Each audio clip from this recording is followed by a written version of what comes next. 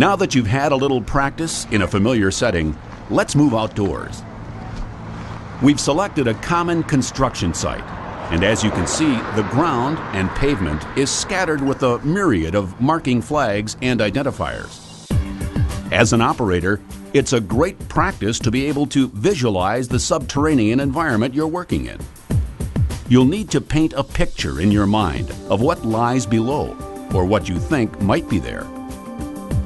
Now that you've formulated a picture of the layout below in your mind, let's use the inspector to find the buried objects. As you can see, there are many different types of ground cover in the construction area that we chose for this tutorial. You have concrete, curb and gutter, tall and short grass, some gravel and rock areas, dirt, sand, and a few trees and shrubs. The inspector may function well in all of these terrains. However, each type of ground cover presents its own obstacles. We found a few methods that produce the most accurate reading in these types of ground cover. Let's begin with concrete. The density of concrete or pavement produces a hot or unusually high sensitivity reading when using the inspector. It's a good idea to lower the sensitivity of the instrument by moving the gain switch clockwise, which is medium or low, when working in a paved or concrete environment. Making slow, deliberate moves with the device will help control its reaction to the high sensitivity factors of the pavement and give you a more accurate reading. When you move the device quickly, you'll notice readings seem disoriented. But by simply slowing device movement while using a deliberate pattern, readings become much more defined. Another thing to keep in mind, the laser is a relatively low-intensity marker. It may be hard to see on a bright sunny day, especially in grass and rocky areas. That type of ground cover creates multiple obstacles and shadows and inhibits the laser from hitting a flat, more reflective surface. To minimize losing sight of the laser, the operator uses a shallow angle approach to locate a target. When working in bright sunlight, position the sun at your back so your shadow falls in the targeted area. The laser will be much easier to locate. The markings on the pavement indicate pipeline or wire buried in the ground. The operator begins to acquire readings from the targets and finds parallel. Because of the angle, the laser contacts the ground prior to the actual target. You can see that by the markings already painted on the surface.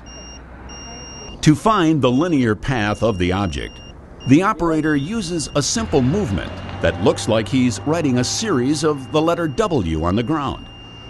This practice is only advised for experienced operators. To find the actual surface location, the operator must now move to a 90-degree vertical position above the target. Reacquire the object. Find parallel. And mark the spot where the laser contacts the ground. You can see by the markings that the inspector's readings are exactly in line with the previously identified locations. Keep in mind that all RF-type pipe and cable locators in use today have an error factor of up to 5% off the center of a target. Depending on the depth of the target line, the inspector will detect the edges and/or center of a cable or pipeline. Therefore, the marks made previously might be directly in line with the inspector's laser, or simply a few inches off when using the device in a vertical detecting position. After a target has been acquired, the operator will need to find the run direction of the object, the pipeline, cable, or an unidentified source. The scan and step method is used to verify run direction. The scan and step method will help confirm that a located target runs in a reasonable and sensible manner through the ground. Begin your scan and make sure you have a target acquired with both the left and right LED indicators on. You should also hear an audible alarm when parallel is found. Then step to the right or left of the laser marker on the ground, parallel along the angle of the front side of the device, and scan again. Repeat this process several times to confirm exact run direction of the target. Ask yourself, do the readings make sense from a practical point of view? Are they reasonable from a geometric perspective? Are the readings in line with what you thought was possibly there? All of these criteria help validate the target, and it's the responsibility of the operator to quantify the validity of each and every reading. That said, the inspector is a highly sophisticated locating tool that functions in a myriad of environments. However, it's the operator's responsibility to determine the accuracy of the readings.